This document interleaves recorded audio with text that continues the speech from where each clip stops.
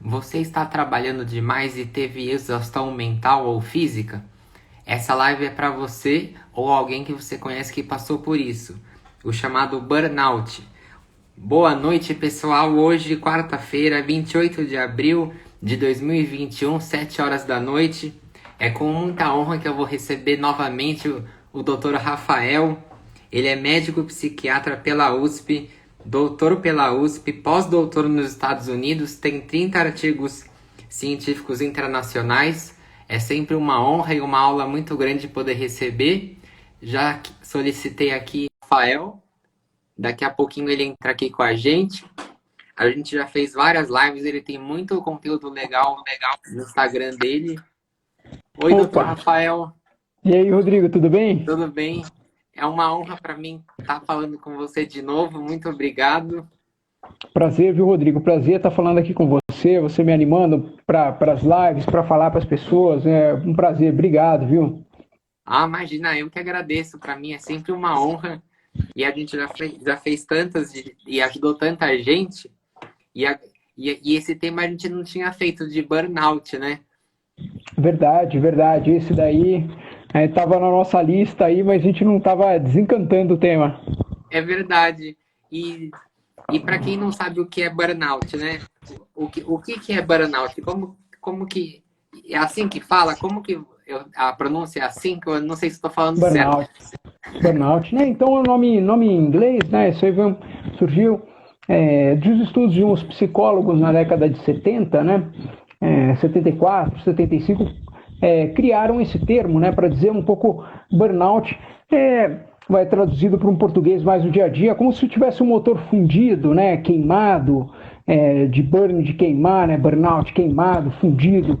Então, para dar uma conotação de exaustão. É, então eles cunharam esse termo, né, para dar essa conotação para uma coisa que eles viam muito nos ambientes de trabalho, que era a pessoas com exaustão profunda, né, sem energia, sem gás mais para trabalhar e também já com uma postura muito negativa em relação ao trabalho, cínica, uma postura distanciada, a perda de interesse pelo trabalho e também uma baixa produtividade. Então, são estudos focados basicamente, né, muito focados no ambiente de trabalho, como é que a gente pode melhorar isso, o que as pessoas se prejudicam no trabalho. Então, uma síndrome com essas três características básicas, né? Produtividade ruim, exaustão, né? Acabou, o motor fundiu, e essa postura negativa, né, em relação aos colegas, ao trabalho, isso aqui não vai bem, isso aqui, putz, vou fazer por fazer aqui porque eu não aguento mais. Mais ou menos esse tipo de postura, né, essa tríade que fica a tal da síndrome, né. E é interessante, você me perguntou, né, essa síndrome ela não foi exatamente classificada como uma condição médica, né. Então, isso é muito curioso, mas ela muito embora descrita e tal, e é importante, né, porque tá todo mundo, o pessoal veio aqui, o pessoal quer saber, mas e o tal do burnout? Acho que eu tô com burnout. Vem o pessoal no consultório, tô com burnout, o que está acontecendo? Como é que faz? Então, apesar disso, não é um diagnóstico, não existe um diagnóstico psiquiátrico, né? Então, dentro dos manuais diagnósticos, né, você pega o internacional, né, que é a CID, que é usada no mundo inteiro, não tem, existe um diagnóstico de burnout, mas não é um diagnóstico médico, ele entra em outras categorias. E dentro da DSM-5, que é o manual americano da Associação Psiquiátrica Americana, também o burnout não entra como uma categoria diagnóstica. Então, é um diagnóstico que a gente diria ocupacional, então não é exatamente um diagnóstico médico, muito embora acabe no médico, porque ele começa a ter uma série de características que vão sobrepondo com ansiedade, com depressão, e dessa forma ele começa a ganhar e está associado, né, esse tipo de postura, está associado a uma série de alterações, mesmo hormonais, né, que são negativas, e aí vai se ver também relação com problemas, até problemas cardiovasculares, uma vez que essas alterações biológicas estão presentes, né? Mas não é exatamente o diagnóstico médico, embora exista essa discussão na literatura, né? Ah, perfeito, doutor Rafael. E, e como que a gente pode diferenciar uma exaustão assim comum de um burnout, né? O burnout, enquanto entidade assim, como a gente está falando, né, de entidade ocupacional, tem sempre esse aspecto não só da exaustão, do cansaço, que melhoraria, sei lá, com o descanso, né? Mas já ganha um aspecto de cinismo em relação ao trabalho, né? Não, acho que isso aqui, putz, meu, nossa, eu não aguento mais fazer esse negócio, tá trabalhando com isso daqui, putz, não aguento mais trabalhar com essas pessoas, não confio mais. Tem essas características ocupacionais e tem a característica de baixa produtividade. A pessoa começa a produzir pouco. Agora, também, já que você entrou nesse assunto, eu acho interessante, né, caracterizar o que seria assim uma exaustão, assim, que ok, não, isso aí a gente vai encaminhar de uma forma, sei lá, quando é que procura ajuda, né? Que eu acho que essa é uma pergunta que muitas pessoas se fazem, né? Então, muitas pessoas se fazem. Então, quando começa, eu sempre falo, né? Quando começam os sintomas físicos, né? Eu atendo no consultório vários pacientes que vêm com essa queixa de burnout, estão envolvidos demais no trabalho por vezes, estão cansados, estão com a cabeça a mil por causa do trabalho, e aí começa a entrar sintomas de ansiedade e depressão juntos. Então a pessoa começa a ter o coração disparado de vez em quando, começa a se sentir desanimado no geral com a vida, a pessoa começa a dormir mal, tem insônia, tanto insônia inicial, né, que é aquela coisa da pessoa demorar para começar a dormir, mas também a insônia intermediária, a pessoa acorda várias vezes à noite, ou a insônia final, né, que é aquela que é bem chatinha, que a pessoa tem que levantar às 6 da manhã ou 7, sei lá, deu umas 5 da manhã, pum, a pessoa acorda e fica tentando dormir, está cansada, mas não consegue dormir. Então esse tipo de sintoma, a atenção ruim, que isso também começa a entrar no burnout. Então tem alguns estudos mostrando sobreposição de sintomas de ansiedade, depressão e burnout.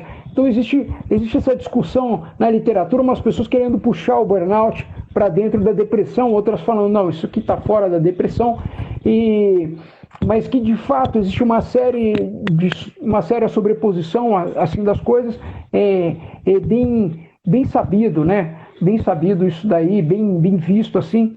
Embora o burnout tem alguns componentes, né, que se levanta, né, do burnout, algumas coisas ocupacionais, assim, né, talvez que muito pessoal que trabalha no meio corporativo tem muito interesse, né, para melhorar o ambiente de trabalho, diminuir esse tipo de coisas. Então, quando a pessoa tem uma sensação de que o chefe não está sendo razoável, né, isso tem escalas para medir, então isso também predispõe ao burnout, a essa exaustão com o trabalho, né, a esse cinismo, todas essas coisas. Então, uma falta de... Quando não existe controle, né? Quando você tem uma agenda direitinho, se sabe muito bem o que você vai fazer, sabe muito bem o que você não vai fazer, isso te ajuda a estar bem com o trabalho. Quando existe uma boa recompensa ao trabalho também, e quando não existe uma carga de trabalho excessiva também, e muito entra também a coisa dos bons relacionamentos dentro do trabalho. Então essas são algumas dimensões aí que vão influenciar no desencadeamento ou não de burnout, né? Desse diagnóstico aí ocupacional que começa depois a envolver sintomas de depressão e ansiedade, começa a virar um grande problema, né? E o paciente, então eu diria para o paciente, quando começa a ter sintomas físicos de ansiedade, depressão, começa a ficar um desânimo, uma tristeza, esse tipo de coisas começa a estar se acendendo uma luz vermelha, é o momento de procurar uma ajuda profissional. Perfeito, doutor Rafael. E oi, Geralda, oi, Alice, e boa noite todo mundo. E como que é feito o diagnóstico e o tratamento, assim, não sei se pode se dizer em diagnóstico e tratamento para burnout, né? Mas Sim, mas tem algumas linhas gerais, eu entendi o que você quis falar. Né? Muito embora a gente não tenha esse diagnóstico tão estabelecido, um diagnóstico um pouco ocupacional, né? De fato, a gente leva em conta essas três dimensões, né? Não existe uma coisa bem estabelecida, mas a gente pode falar de uma exaustão que está mais focada no trabalho, né? Enquanto a depressão ela é uma coisa mais ampla, né? Um desânimo com tudo relacionado da vida. Quando a gente tem um desânimo um pouco mais focado, alguma coisa mais relacionada ao trabalho, a gente está falando de burnout. Bom, e aí como é que a gente trataria isso? Então, como não existe ainda um consenso sobre um diagnóstico completo, Rodrigo, na literatura se fala muito de tratar os sintomas, né? Então, quando a gente tem alguns sintomas, com certeza se tratar a insônia, né? Tentar corrigir isso daí. Se tiver uma ligação com ansiedade, a gente tentar mexer nisso daí. Se a gente nota a pessoa tendo crise de ansiedade também, a gente vai tratar isso daí, vai tentar sumir essas crises de ansiedade com ansiolíticos ou talvez com antidepressivos. Se tem sintomas depressivos importantes, de desânimo, a gente vai tentar focar. Então, o tratamento basicamente, né, é tentar mitigar esses sintomas, e muito do que se utiliza clinicamente, que também a literatura fala, né, tentar, do ponto de vista psicológico, né, o trabalho é muito da pessoa ser assertiva, né, saber botar os limites. E basicamente o que eu sinto muito no consultório que funciona e que tem muito onde a porca torce o rabo, por assim dizer, né, na nossa cultura, o brasileiro ele não tem uma diferenciação clara da esfera pessoal e da esfera profissional. Então, por exemplo, é muito curioso esse nosso uso do WhatsApp profissionalmente, que isso é uma coisa extremamente brasileira, né? Eu trabalhei nos Estados Unidos, então metade dos meus amigos americanos tinham WhatsApp, e sequer se tem WhatsApp nos Estados Unidos. E eu tinha alguns amigos americanos que falavam assim: quando eu chego no trabalho, eu desligo meu telefone pessoal e ligo meu telefone do trabalho. Isso é uma coisa que eu nunca ouvi nenhum brasileiro fazer. Então, existe uma diferenciação clara das esferas, e eu acredito que aqui no Brasil existe uma mistura clara das esferas, né? Clara e intensa, faz parte da cultura, e com essa mistura existe uma mistura também clara do... não existem limites claros para onde acaba o trabalho. Então, já tive com pessoas que falaram: olha, quando eu trabalhei nos Estados Unidos eu trabalhava muito, mas eu ia muito bem. Agora, quando eu vim aqui trabalhar no Brasil com a carga de trabalho, eu não consigo deixar meu telefone desligado. Eu estou com os meus filhos, estou em circunstâncias de lazer e poxa, estou recebendo um monte de ligações, um monte de mensagens. Então, parte do trabalho é delimitar isso delimitar um horário de almoço. Isso aí eu faço com as pessoas, ajuda muito, né?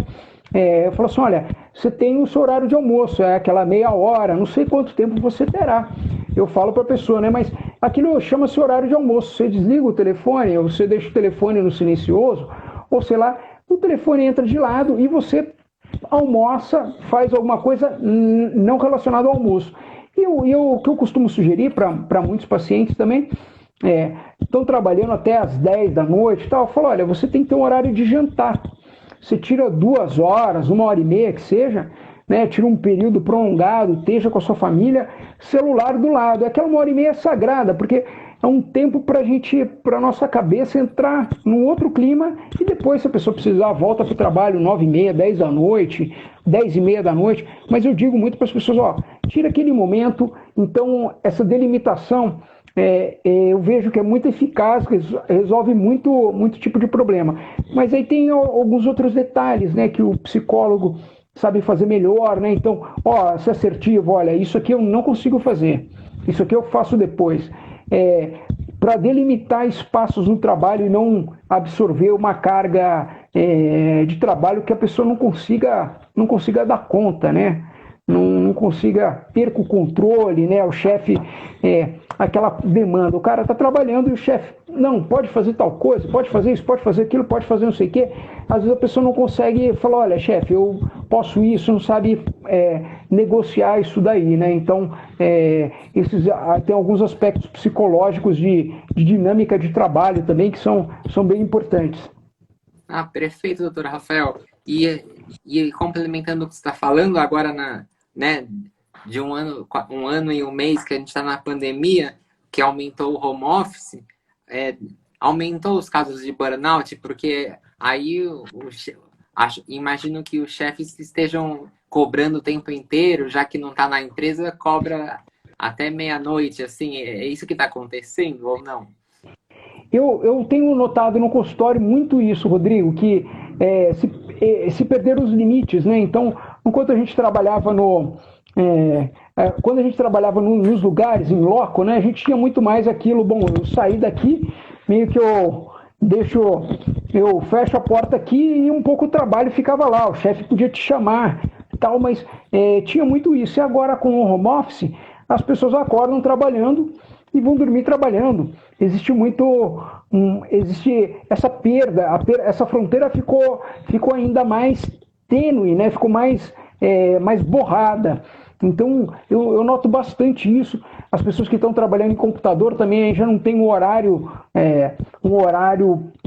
muito marcado, né, para almoço, as coisas vão se misturando, e eu acho que e tem alguns estudos já mostrando, por exemplo, que para médicos, né, o fato de receber mensagens, isso aumenta o estresse dos médicos, porque, por exemplo, eu estou resolvendo aqui o problema de um paciente, aí, pum, aparece a mensagem do outro, são duas coisas, eu tenho que ver como é que eu tenho que me organizar todo o tempo, né, então, cada vez mais urgente para as pessoas saber delimitar, né? Falar, esse momento aqui eu vou tirar, se tiver alguma urgência, eu vou pedir para alguém me ligar, mas as mensagens eu não vou responder nesse momento, né? Então, porque normalmente a maior carga de trabalho das pessoas, ela não é de urgências, né? Coisas que a pessoa pode tranquilamente esperar 1, 2, 3 horas, ou pode se esperar um dia. Então, normalmente, não existe urgência, mas com as mensagens, com as notificações, a gente acaba ficando muito assim. Isso já tem estudos mostrando isso, muito embora da pandemia. Eu tenho uma opinião pessoal, né? Eu já vi eu tenho o Brunoni, que é um pesquisador de nível altíssimo, de nível internacional, assim, alto, né? Competitivo. Ele que está liderando um estudo sobre a pandemia e efeitos, né? Então não apareceu nenhum efeito de aumento de sintomatologia.